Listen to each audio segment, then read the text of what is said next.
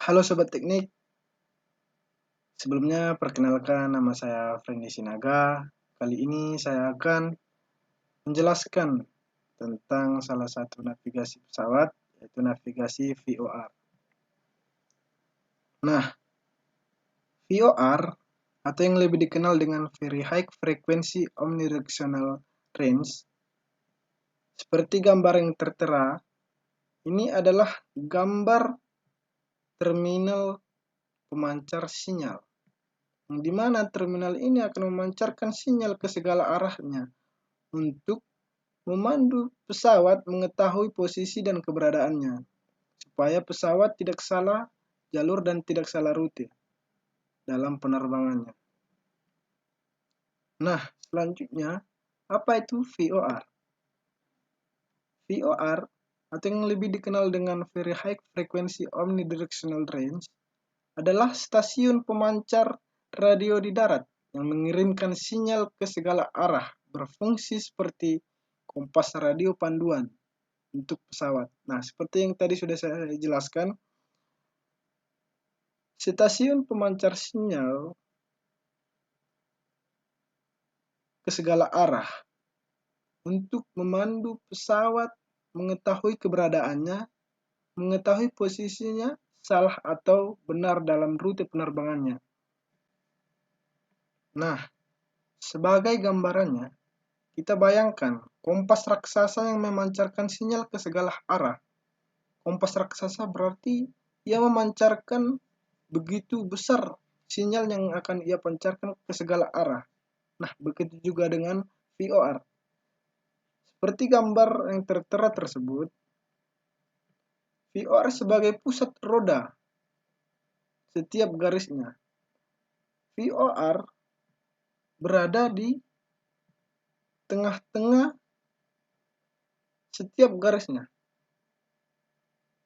Dan setiap garisnya memiliki nomor 0 derajat sampai dengan 359 derajat, mengikuti utara magnetis. Dan setiap garisnya akan mengirimkan sinyal ke pesawat supaya membantu pesawat mengetahui keberadaannya, mengetahui rutenya, mengetahui posisi, supaya tidak keliru dengan posisi pesawat tersebut. Nah, pesawat tersebut tahu persis di jalur mana ia berada, di jalur mana ia sedang terbang, bahkan pada saat awan tebal. Selanjutnya, cara kerja sederhana navigasi VOR. Sinyal dikirim dari darat oleh pemancar diterima pesawat, supaya pesawat tahu di jalur mana menuju atau menjauh dari stasiun. VOR memancarkan 360 garis arah, sama dengan radial. Garis radial 0 derajat sampai dengan 359 derajat dari utara magnetis, seperti yang tadi sudah saya jelaskan. Nah, seperti gambar yang tertera tersebut, sinyal dipancarkan dan diterima oleh pesawat supaya mengetahui keberadaan dan posisinya. Radial hijau terbang menuju stasiun atau to, dan radial kuning terbang menjauhi stasiun atau from. Nah, to jarum indikatornya di tengah, tidak berubah. Dan from, dia tetap di tengah.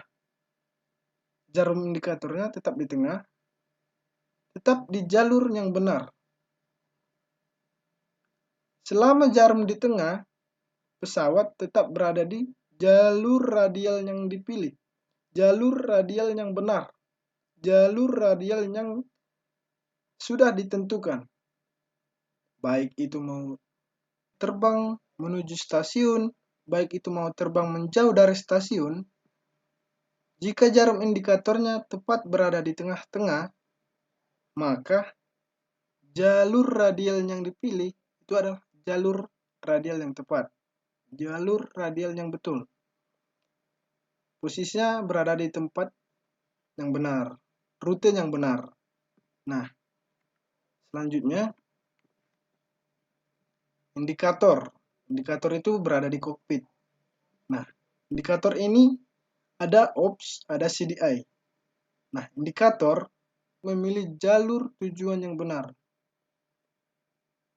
OPS-nya akan berputar untuk memilih jalur tujuan yang benar.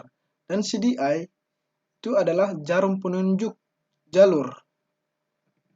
Jarum penunjuk jalur. CDI adalah ini adalah untuk menunjuk jalur. Nah, jika miring ke kiri, maka belok ke kiri. Jika miring ke kanan, maka belok ke kanan. Seperti yang tadi sudah saya jelaskan, to, from, to menuju, from menjauh dari stasiun. Nah, to berada tepat di sini, seperti bendera kecil berada di sini. Nah, kalau from, dia berada di posisi ini. Dia berada di sini, di bawah bendera kecil tadi, di bagian sini. Nah, komponen sistem navigasi VOR ada di darat dan ada juga di pesawat. Nah, kalau di darat ada menara pemancar plus antena. Menara pemancar mengirim kode Morse unik dan memastikan stasiun yang benar, stasiun yang tepat. Dan kalau di pesawat ada komponen radio penerima, itu untuk berbicara kepada ATC, dan panel kendali frekuensi, dan ada juga indikator arah atau CDI. Manfaat utama navigasi VOR. Yang pertama, terbang aman meski tidak melihat tanah. Yang kedua, menjaga jalur penerbangan internasional. Yang ketiga, cadangan jika GPS bermasalah. Nah, kalau GPS-nya bermasalah, VOR adalah sebagai support untuk menggantikan GPS yang sedang bermasalah. Yang keempat, akurat untuk pendaratan dan rute standar. Nah, navigasi VOR atau VOR itu bekerja dengan akurat. Yang perlu diketahui dari navigasi VOR, kerucut kebingungan. 1. Jika pesawat tepat berada di atas menara pada saat terbang, sinyal yang didapat pesawat bakalan kurang jelas.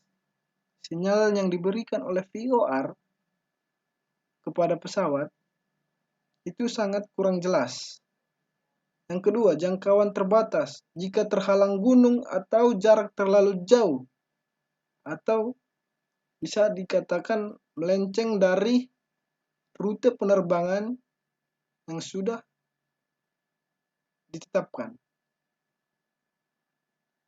Sinyalnya kurang jelas, bisa sampai hilang sinyal. Nah, ini yang harus dihindari. Yang ketiga, harus selalu cek kode identitas stasiun. Ini sering dilakukan oleh pilot kepada ATC untuk mengecek kode identitas dari stasiun tersebut. Apakah stasiun itu betul untuk bisa landing atau tidaknya? Apakah landingnya pesawat di stasiun tersebut atau tidaknya? Baik, mungkin sekian dari penjelasan saya. Kurang lebihnya mohon maaf. Saya akhiri. Terima kasih.